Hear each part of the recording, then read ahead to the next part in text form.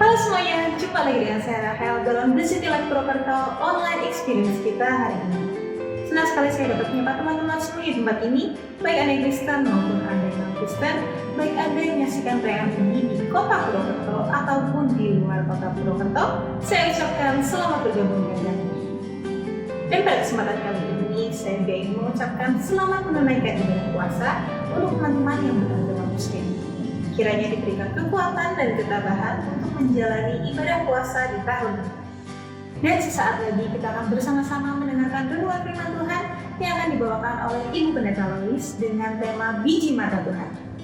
Seperti yang kita ketahui bahwa biji mata terletak di tempat yang paling vital di dalam tubuh kita, yaitu di mata ataupun indera penglihatan. Di mana ini adalah indera yang membuat kita bisa melihat seluruh alam semesta. Dan tentunya saat indera penglihatan ini akan tersentuh oleh benda lain, kita sebisa mungkin akan mencegah hal itu terjadi. Karena tentunya kita sangat menjaga mata kita ini. Nah, apakah Anda dan juga saya adalah biji mata Tuhan? Kita akan simak jawabannya selengkapnya melalui firman Tuhan yang akan kita dengarkan bersama-sama. Dan setelah itu kita juga akan menerima berkat perjamuan kudus. Jadi Bapak Ibu dipersilahkan untuk mempersiapkan anggur ataupun sirup dan juga roti ataupun biskuit untuk kita bersekutu dengan tubuh dan darah Kristus. Perjamuan kudus ini diadakan untuk kita semuanya mengingat dan juga bersyukur akan kasih dan pengorbanan Tuhan kita di kayu salib untuk Anda dan juga saya tanpa terkecuali. Namun sebelumnya rekan saya Betty dan juga TCL Band akan menyanyikan lagu untuk kita semuanya. Semoga tayangan kita pada hari ini dapat menjadi berkat dan kekuatan untuk kita semuanya. Jadi teman-teman jangan kemana-mana ya, tetap stay di channel ini dan selamat menyaksikan. Tuhan Yesus memberkati.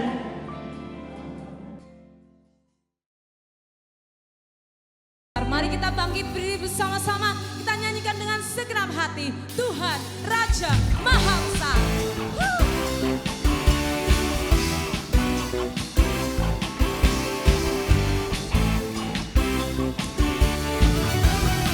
Nyanyikan bersama-sama, Tuhan Raja Maha Besar. Mari datang menyembah-Nya. Tuhan Raja Maha Besar.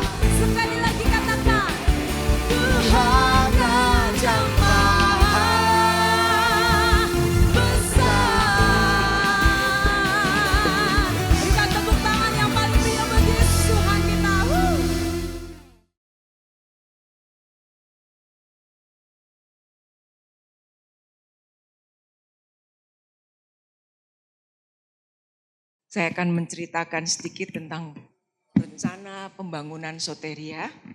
Ya, izin pembangunan secara lisan sudah keluar dan sudah diberitahukan untuk dapat memulai pembangunan di Soteria. Dan hal ini sudah disampaikan ke pihak pemborong juga, dan hanya pemborong mengusulkan akan mengerjakan, melaksanakan pembangunan itu setelah Lebaran. Mengapa? Karena kalau dimulai bulan ini, waktu puasa libur, Lebaran juga libur, jadi mengerjakan pembangunan itu tidak maksimal. Karena itu kami berunding dan pembangunan itu akan dilaksanakan pada bulan April setelah Lebaran. Dukungan doa saudara semua tetap kami perlukan supaya pembangunan ini dapat berjalan dengan baik dan lancar. Nah, saudara-saudara, minggu lalu TCL di Jakarta Timur, Jalan Pemuda, memperingati ulang tahun gereja yang ke-36 tahun. Jadi sesudah memperingati ulang tahun ini, lalu saya mikir ya, jadi selama ini 36 tahun setiap bulan itu saya dan suami saya waktu itu masih ada, udah wirawiri Jakarta Purwokerto, Jakarta Purwokerto. Waktu itu saya ngobrol dengan beberapa ibu-ibu yang memulai awal TCL di Pemuda, ya, karena mereka dulu juga anak sekolah minggu di tempat ini, remaja di tempat ini, dan setia sampai saat ini beribadah bersama-sama dengan kami. Saya ngobrol-ngobrol, ternyata 36 tahun itu enggak lama ya. Buktinya kita bisa melewati 36 tahun dan kita tetap bersama-sama. Ini semua hanya oleh karena kemurahan Tuhan dan hati yang tulus. Tanpa hati yang tulus dalam mengikuti Tuhan, dalam beribadah kepada Tuhan, kita tidak akan memiliki kesetiaan. Ketulusan hati yang kita miliki membuat kita setia beribadah kepada Tuhan, setia melayani Tuhan sampai akhir hidup kita. Saudara-saudara, karena itu tetaplah setia kepada Tuhan. Dan bersamaan itu TCL di gedung orang tua juga memperingati hari ulang tahun TCL orang tua yang ke-13 tahun.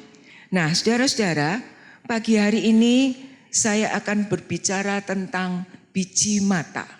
Kita semua manusia yang normal, kita punya biji mata. Ya, kalau kita nggak ada biji mata, kita nggak bisa melihat. Tapi Tuhan memberi kita lengkap, mata kita lengkap, supaya kita bisa melihat. Melihat yang baik, melihat yang buruk, melihat yang berguna, dan melihat yang tidak berguna. Saudara-saudara, kita adalah biji mata Tuhan. Karena itu, jangan ada yang berani mengusik biji mata Tuhan. Entah siapapun orangnya, kita semua, saudara dan saya, adalah biji mata Tuhan. Kita perlu mengerti hari ini, karena sebagai biji mata Tuhan, Tuhan selalu memperhatikan apa yang kita perlukan. Kita akan membaca Sakaria pasal 2 ayat 8. Sakaria pasal 2 ayat 8 berbunyi, sebab beginilah firman Tuhan semesta alam, yang dalam kemuliaannya telah mengutus aku mengenai bangsa-bangsa yang telah menjarah kamu. Sebab siapa yang menjamah kamu berarti menjamah biji matanya. Siapa yang menjamah kamu, siapa yang menjamah saudara dan saya, karena kita adalah milik Tuhan, hidup kita milik Tuhan, berarti dia menjamah biji mata Tuhan. Siapa yang menjamah, siapa yang menyusahkan hidup kita, sama seperti dia sedang menjamah biji mata Tuhan. Ini menunjukkan untuk kita semua bahwa kita memiliki satu kehidupan yang sangat berharga, berarti bagi Tuhan. Ada sepasang suami istri yang sudah menikah beberapa tahun dan tidak dikaruniai momongan. Mereka berdoa mohon kepada Tuhan agar diberi momongan, diberi anak, ya. Dan Tuhan mengabulkan doa mereka. Permohonan pasangan muda ini dikabulkan oleh Tuhan. Suatu hari, ya, mereka mendapatkan momongan itu. Mereka sangat bersukacita. Saudara-saudara, bayi kecil yang lucu itu tiba-tiba sakit, sumeng badannya.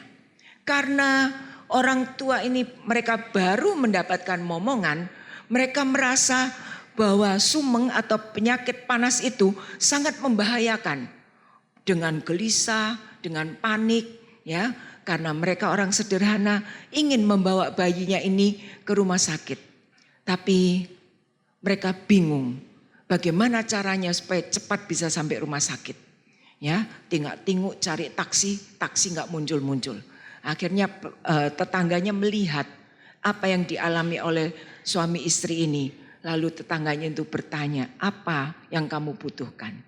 Lalu suaminya berkata, aku butuh kendaraan untuk ke rumah sakit. Langsung itu tetangganya mengatakan, ayo ikut saya.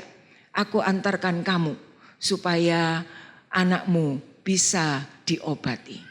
Saudara-saudara, dengan hati yang penuh perasaan yang kacau, suami istri ini dalam perjalanan berdoa, Tuhan selamatkan anakku, selamatkan anakku. Sambil dia terus memegangi anaknya, komat kamit berdoa karena kasihnya, sayangnya kepada sang anak. Bagi suami istri muda ini, anak itu merupakan sesuatu yang berharga. Nah, peristiwa ini mengingatkan kita semua bagaimana kasih Tuhan kepada kita semua manusia. Dia Tuhan mengasihi saudara dan saya. Dia Tuhan menyebut kita sebagai biji matanya. Mengapa? Karena kita berharga di mata Tuhan. Saudara-saudara, mata adalah salah satu indera yang mempunyai fungsi sangat penting bagi kehidupan kita. Coba kalau kita punya mata tapi nggak bisa melek, ya, nggak bisa terbuka, tertutup terus, kita akan sedih. Ya, dulu saya ingat ada tukang stem piano di zaman tahun 75, ya. Saya punya piano di gereja dan tukang stem piano itu selalu datang. Kadang setahun 2 kali karena langganan di Surabaya, ya. Kadang setahun 2 kali, kadang-kadang setahun sekali. Sampai akhirnya beberapa waktu itu enggak datang. Orang ini bukan buta melek, saudara-saudara. Tapi dia butanya merem. Ya, matanya tertutup, tapi dia bisa nyetem piano dengan baik. Itu salah satu indera yang diberikan oleh Tuhan sehingga dalam keadaan cacat tidak bisa melihat, dia masih bisa mencari kehidupan bagi dirinya. Saudara-saudara, jadi mata itu salah satu indera yang punya fungsi sangat penting. Tanpa mata kita tidak bisa melihat apapun. Dengan mata yang kita miliki, kita dapat melihat, kita dapat mengerti yang namanya kebaikan juga kejahatan. Mana yang menguntungkan dan mana yang tidak menguntungkan. Mana yang harus dijauhi dan mana yang harus dirangkul dan didekati. Dengan mata kita dapat menyaksikan kesetiaan dan ketidaksetiaan. Dengan mata kita juga bisa menilai tentang kejujuran dan ketidakjujuran. Dengan mata kita juga bisa melihat keindahan, keragaman warna-warni dunia ini. Segala ciptaan Tuhan yang semuanya merupakan karya seni yang tak tertandingi. Semuanya itu tidak akan luput dari penglihatan kita karena adanya sepasang mata yang Tuhan berikan pada kita. Ada satu keunikan gereja kita, dekorasi gereja. Banyak Pendeta-pendeta kalau ke tempat ini mereka mengatakan hebat dekorasi gereja ini. Mereka melihat dan mereka bisa mengatakan, mengapa bisa indah? Karena ada beberapa pasang mata yang mengerjakan dekorasi ini dan menginginkan keindahan itu terjadi dan bisa dinikmati oleh banyak orang. Kita bersyukur dan berterima kasih kepada Ruth dan kawan-kawan yang selalu menciptakan hal yang indah bagi kita semuanya. Saudara-saudara, jadi mata itu merupakan salah satu objek keindahan tersendiri yang sering kita kagumi sehingga banyak wanita mempercantik matanya. Saudara bisa melihat kan kadang-kadang area bola mata itu dioles dengan warna hitam, biru, merah. Ya, supaya apa? Supaya kelihatan tambah cantik. Waktu Hulda masih kecil saya ingat sekali. Saya punya saudara sepupu, kakak sepupu di Surabaya. Ya, dia gemar sekali make up. Dan tiap tahun atau tiap bulan, kalau nggak salah bulan Maret ya, nenek saya itu mengumpulkan seluruh keluarga. Nah, Hulda waktu itu saya ingat masih umur sekitar 4 atau 5 tahun. Saya ajak berkumpul. Dia senengnya lari-lari di depan di halaman. Tahu-tahu dia nangis masuk ke depan. Takut. Saya kira kenapa ada pengemis atau apa ya. Takut. Takut apa? Ada setan katanya. Lalu saya keluar. Mana? Nggak ada apa-apa. Terus dia lihat kepada kakak sepupu saya. Dia nunjuk begini. Saya bilang, itu bukan setan. Itu ii kamu, saya bilang gitu. Karena apa? Karena dia biasa make up. Dan kalau ngoles mata itu luar biasa tajamnya. Lalu saya berkata kepada saudara sepupu saya ini, Ling, kamu itu ya dianggap setan loh sama anakku. Sebab apa? Olesan matamu itu terlalu tajam, terlalu hitam. Dan akhirnya dia berubah. Saudara-saudara, mata itu mengungkapkan satu keindahan. Nabi Zakaria menyatakan ungkapannya dalam perkataannya kepada umat Allah yang telah kembali ke Yerusalem dari pengasingan di Babel. Zakaria menyuruhkan agar orang-orang bertobat, membarui hati mereka dan membangun kembali bait Allah. Untuk membuktikan bahwa mereka mengasihi Allah yang sejati. Allah yang sangat mengasihi umatnya dan menganggap mereka seperti biji mata Tuhan. Saudara-saudara, seperti biji mata kita begitu berharga. Ya, biji mata itu saudara juga harus tahu. Walaupun berharga, biji mata itu rapuh dan perlu perlindungan. Tuhan ingin kita semua melindungi biji mata kita. Karena Tuhan menganggap biji mata itu sangat berharga. Tuhan yang berdiam di antara saudara dan saya, dia mencurahkan kasih-Nya kepada saudara dan saya, bahkan kasih yang luar biasa, dan kasih itu melebihi kasih seorang ibu, rela melakukan apapun demi kita semuanya. Karena kita adalah biji mata Tuhan dan kekasih hati Tuhan. Jadi saudara-saudara, mata merupakan harta yang tidak ternilai. Sehingga kita harus memberikan penjagaan, perlindungan khusus. Dan perlindungan khusus itu kita dapatkan dari Tuhan. Dialah pagar perlindungan bagi hidup saudara dan saya. Tidak ada seorang pun di dunia ini yang akan membiarkan biji matanya dijamah. Kecuali bila biji mata itu sakit, kita perlu ke dokter. Baru kita mengizinkan dokter memegang mata kita. Benar bukan? Coba kalau kita diem-diem. Lalu, Leo sini Leo. Aku lihat biji matamu. Saya pegang-pegang biji matanya.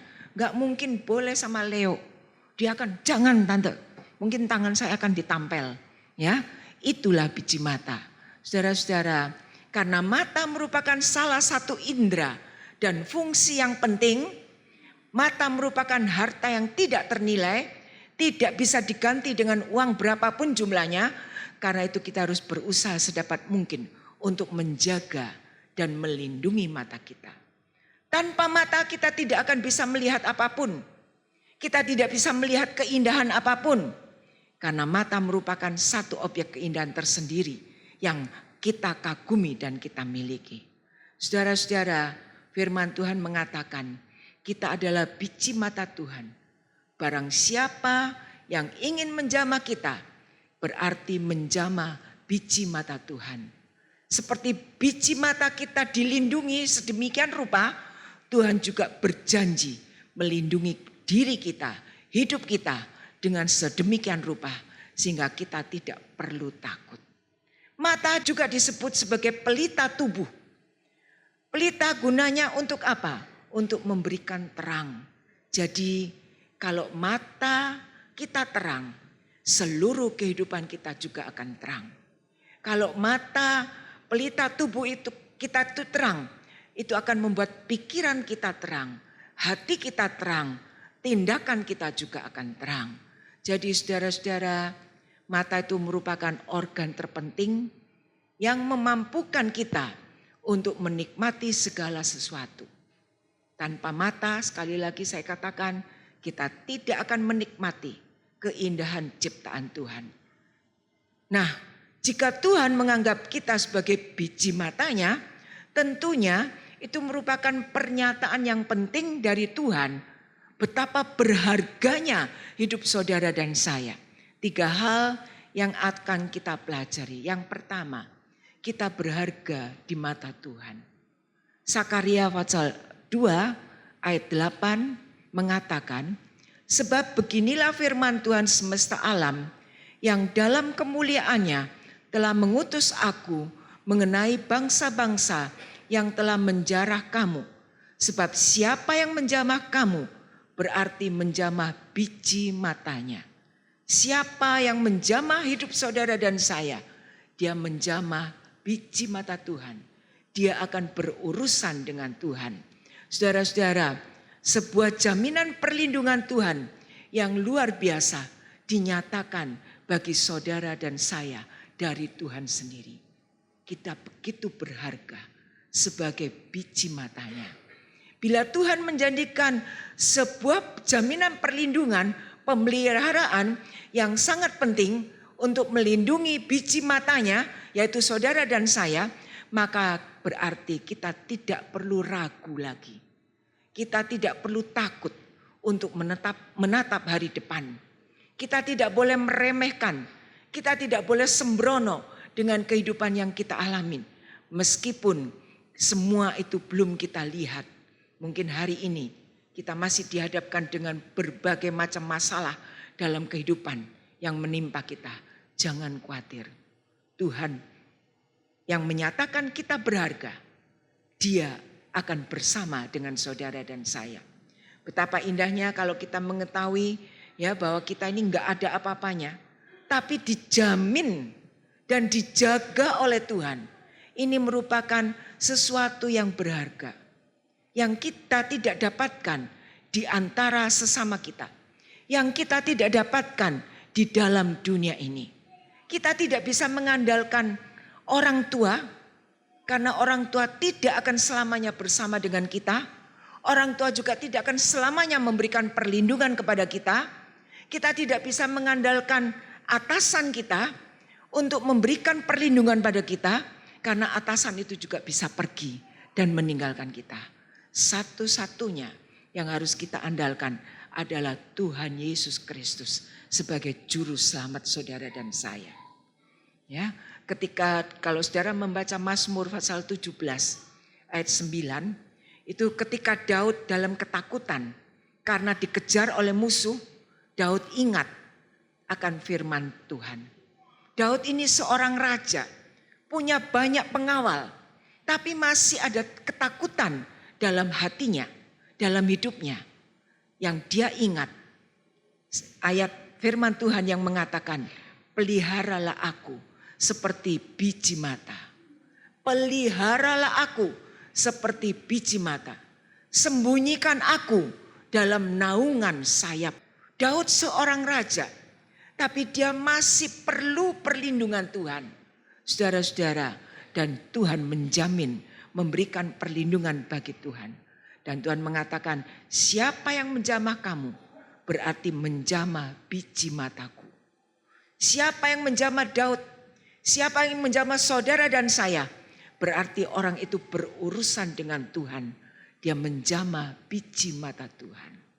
Yang kedua, tetap hidup dalam kebenaran.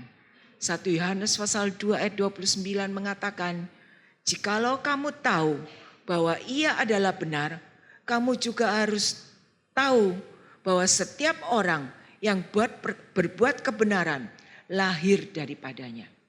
Kalau kita tahu bahwa Tuhan itu benar dan kita melakukan kebenaran, berarti kita lahir dari Tuhan. Saudara-saudara, hidup dalam kebenaran adalah hidup tanpa kepalsuan. Hidup tanpa ketidakjujuran. Hidup yang tidak merugikan orang lain. Ya, hidup dalam kebenaran itu karena kita mencontoh Allah yang adalah benar. Saudara-saudara, Allah sebagai kebenaran itu yang harus kita ikuti. Kita contoh dan kita terapkan dalam hidup ini. Kebenaran dalam hidup Allah sangat jelas. Kita bisa melihat dalam kehidupan Tuhan Yesus Kristus. Dalam Tuhan Yesus Kristus kita melihat kebenaran. Dia yang benar, dia yang tidak berkompromi dengan kejahatan, masih harus mengalami aniaya, penderitaan. Tapi kebenaran itu tidak lewat dari kehidupan Tuhan Yesus. Sampai dia mengalami kebangkitan dan kemuliaan. Saudara-saudara, kebenaran itu harus ada dalam praktek hidup sehari-hari. Nah, ini yang tidak mudah. Karena kita bergaul dengan begitu banyak macam manusia. Banyak orang takut mempraktekkan kebenaran di dalam lingkungan pergaulannya. Mereka malu mempraktekkan kebenaran. Mereka malu menyampaikan kebenaran. Mereka takut dibenci, takut tidak disukai, takut diasingkan, takut tidak punya teman, dan takut-takut yang lain lagi. Padahal semua ketakutan itu tidak beralasan. Kalau kita punya Tuhan dalam hidup kita. Kita harus berani melakukan kebenaran. Walaupun kita harus melakukan itu sendirian. Mungkin saat kita melakukan sendirian kita merasa, waduh aku kok ditinggalkan. Aku kok disakiti hatiku. Sesuatu yang tidak menyenangkan perasaan kita. Ya, sehingga kita tidak punya teman. Ingat, kebenaran lebih penting daripada teman yang ada di sekitar kita. Haleluya. Ingat kisah Daniel. Apa kesalahan Daniel? Daniel gak punya kesalahan. Tapi dia dijebloskan ke dalam gua singa. Mengapa? Karena dia tidak mau taat kepada perintah raja untuk menyembah patung dan menyembah raja. Daniel hanya punya ketetapan dalam hatinya, dalam hidupnya. Dia hanya mau menyembah kepada Allah Sang Pencipta. Saudara-saudara, sampai akhirnya Daniel dimasukkan ke dalam gua singa. Daniel tidak terpengaruh dengan orang-orang yang ada di sekitarnya. Karena Daniel tahu pemilik kehidupan menyertai hidupnya. Kalau kita berani melakukan kebenaran dengan sungguh-sungguh hidup dalam kebenaran, mungkin perasaan kita tersakiti. Mungkin kita mengalami atau merasa ketidakadilan. Ya, tapi kalau kita hidup dalam kebenaran, Allah tidak menutup mata. Dia akan memberikan perlindungan yang cukup kuat bagi saudara dan saya. Yang ketiga, terus melakukan perbuatan baik walaupun harus berjalan sendiri. Jangan takut. Ya, kita harus terus melakukan apa yang baik, apa yang benar. Walaupun kita harus berjalan sendirian. Jangan ada yang menyimpan ketidakjujuran, kebohongan dalam hidupnya. Sehingga menjadi orang yang munafik. Itu harus kita hindari pertama dalam keluarga. Antara suami istri, orang tua anak, anak dan orang tua. Tidak boleh ada ketidakjujuran. Tidak boleh ada kemunafikan supaya keluarga itu aman, tidak onar, ya. Keluarga itu memiliki damai sejahtera. Karena itu harus benar-benar dijauhkan. Saudara-saudara, dalam gereja Tuhan, keluarga di dalam Tuhan, kita juga harus memiliki kejujuran. Kita yang dulu tidak saling mengenal, di dalam gereja ini kita bisa saling mengenal, saling membantu. Yang tidak punya pekerjaan dikasih pekerjaan. Kalau kita sudah mendapat pekerjaan, kerjakan dengan baik. Jadilah pegawai, pekerja yang baik dan bertanggung jawab. Seringkali saya malu. Karena apa? Karena seringkali orang tanya, ada orang yang bisa dipakai enggak ya tante? Oh ada. Nah, saya begitu semangat ya. Karena ingin orang itu hidupnya terpelihara. Ternyata sesudah bekerja beberapa waktu mengecewakan. Dan saya malunya bukan main. Saudara-saudara, dalam gereja Tuhan sebagai anggota keluarga Allah, lakukan perbuatan baik. Jangan ada yang menyakiti perasaan seseorang. Dengan apa? Dengan berhutang. Karena itu di sini di gereja ini dilarang ngutang. Dilarang apa? Dilarang ngutang. Supaya apa? Supaya persahabatan kita tetap akrab. Coba kalau ada yang ngutang ya, dan belum bisa bayar.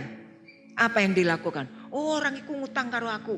Nanti kemana lagi saudara ketemu orang itu, saudara sedang bercerita dengan orang lain. Kamu lihat orang itu ngutang sama aku sampai sekarang gak dibayar.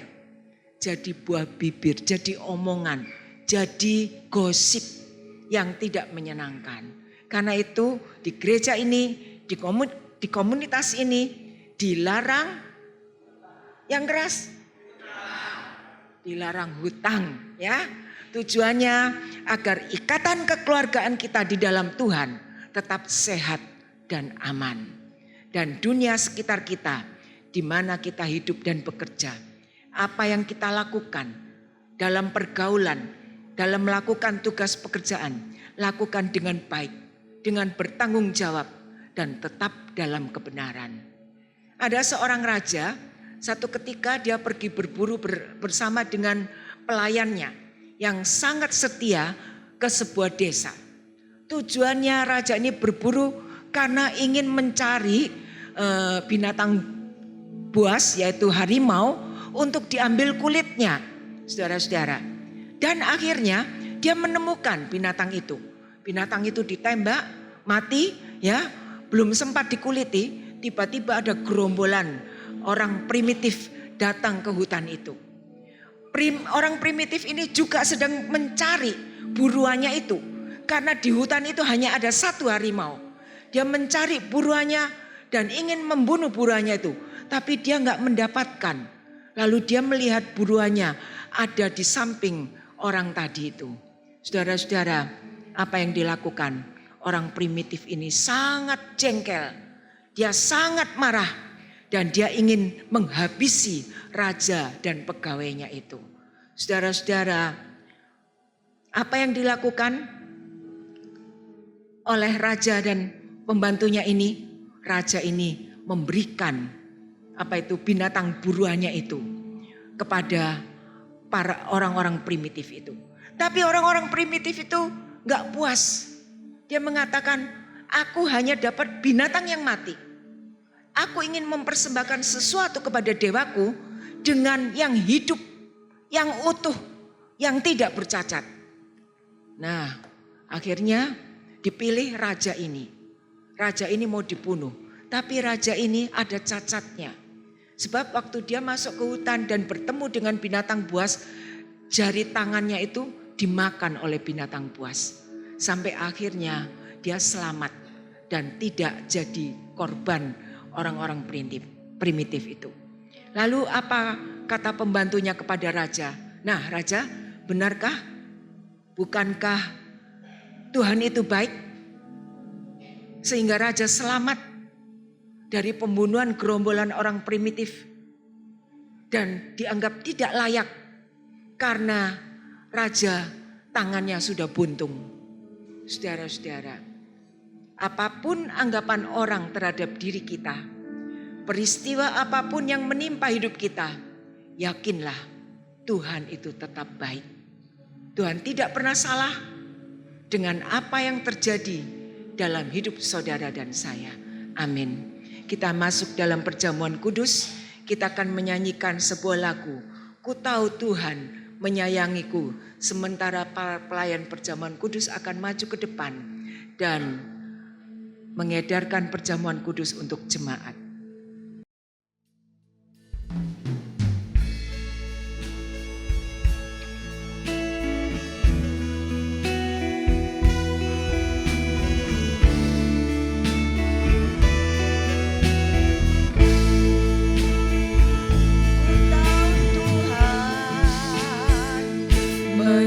Menyayangiku, ku tahu Tuhan selalu menyertaiku. Sekalipun ombak dan badai menghampiri hidupku, ku percaya tangan Tuhan menopangku. Ku tahu Tuhan menyayangiku, ku tahu Tuhan selalu menyertaiku. Sekalipun keperluanku, Tuhan cukupkan selalu. Ku percaya Dia selalu ada bagiku. Engkau Tuhan, Gembala yang setia, terpujilah nama-Mu selamanya. Walau gelap jalanku tak Kau biarkan, Kau beri sinar agar jalanku terang.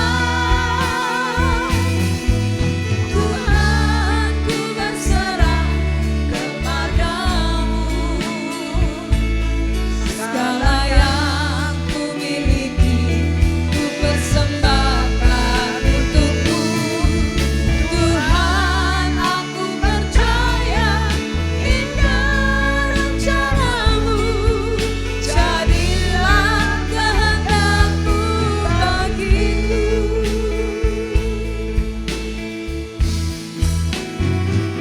Ku tahu Tuhan menyayangiku. Kita akan berdiri bersama-sama. Ku tahu Tuhan selalu menyertaiku. Keperluanku Tuhan cukupkan selalu. Ku percaya Dia selalu ada bagiku. Engkau Tuhan, Gembala yang setia,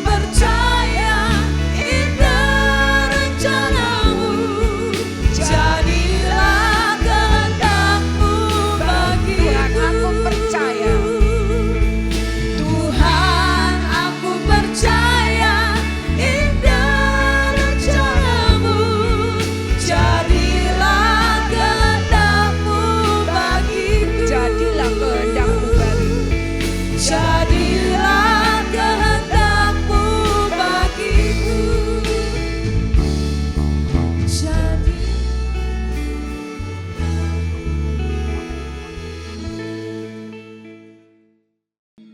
Terima kasih Tuhan.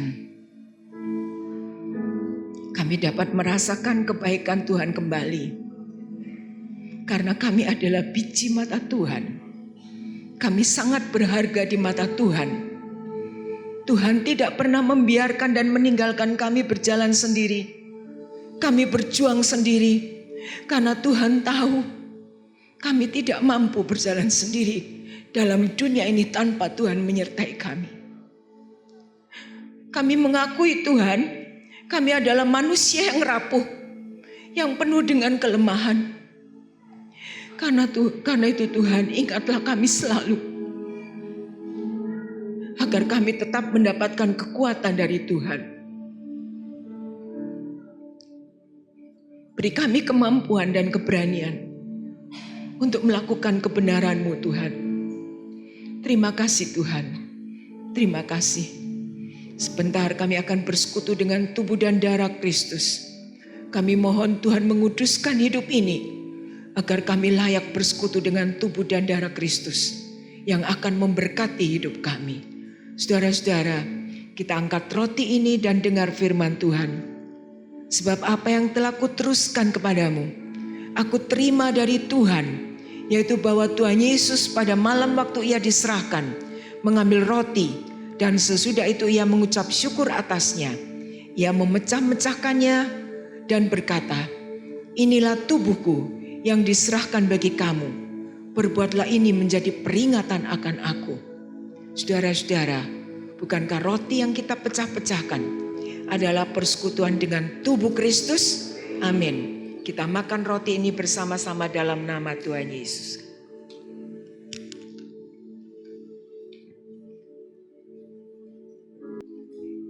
Kita angkat cawan ini dan dengar firman Tuhan.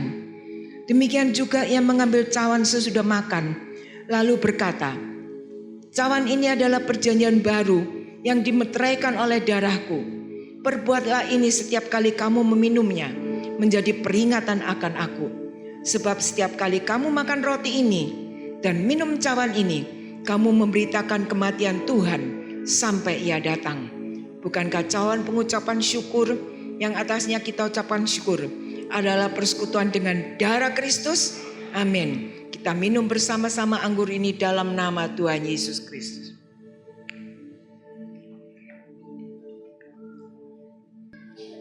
Terima kasih Tuhan untuk persekutuan dengan tubuh dan darah Kristus hari ini. Kami makin dikuatkan, kami makin diyakinkan bahwa kami adalah biji mata Tuhan, sehingga Tuhan mau berkorban. Dan pengorbanan yang besar itu sudah kami rasakan melalui kehidupan ini. Seringkali kami tidak hidup dengan menyenangkan Tuhan. Seringkali hati Tuhan terluka. Tetapi Tuhan tetap menyayangi kami. Dan Tuhan tetap menyinari hidup kami. Ajar kami Tuhan untuk dapat menghargai apa yang telah Tuhan lakukan bagi kami. Kami mau terus mencintai Tuhan bersama keluarga kami. Kami mau terus mencintai Tuhan dengan menyatakan ibadah kami kepada Tuhan. Terima kasih Tuhan, terima kasih. Tuhan sudah memberkati kami semua yang beribadah hari ini. Tuhan memberkati semua yang sudah mengambil tugas pelayanan hari ini. Tuhan juga memberkati semua persembahan, persepuluhan yang kami berikan kepada Tuhan. Tuhan akan memberkati balik rumah tangga kami, usaha pekerjaan kami, anak-anak kami dengan berkat berkelimpahan, sehingga kami tidak perlu mengalami kekurangan dalam hidup ini. Terima kasih Bapak, terima kasih. Saudara-saudara, Tuhan memberkati dan melindungi engkau. Tuhan menyinari engkau dengan wajahnya dan memberi saudara semua kasih karunia. Berkat dari Allah Bapa, Allah Anak, dan Allah Roh Kudus akan menyertai saudara kembali ke rumah masing-masing. Dan semuanya diberkati oleh Tuhan. Dalam nama Tuhan Yesus Kristus, Juru Selamat kami sudah berdoa. Amin. Sampai di sini ibadah kita pagi hari ini. Tuhan memberkati saudara-saudara semuanya.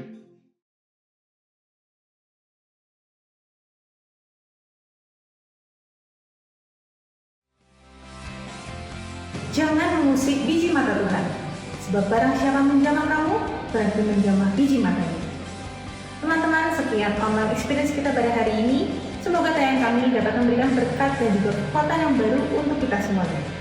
Dan juga terima kasih kepada Ibu Pendeta Lois untuk renungan firman Tuhannya yang telah memberikan kekuatan yang baru untuk kita semua. Dan tentunya Betty, PCL Band, dan juga seluruh volunteer, saya ucapkan terima kasih untuk Anda semuanya. Anda semua luar biasa. Salam kompak selalu ya guys.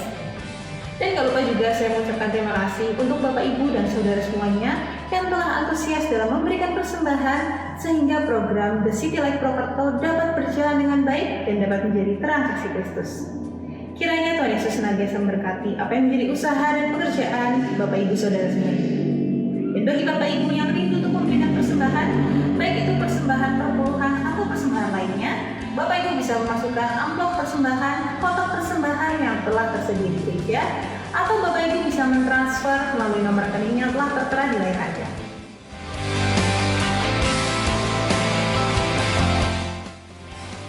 Saya Rahel, sampai jumpa dalam online experience kita Jumat depan. Tuhan Yesus memberkati.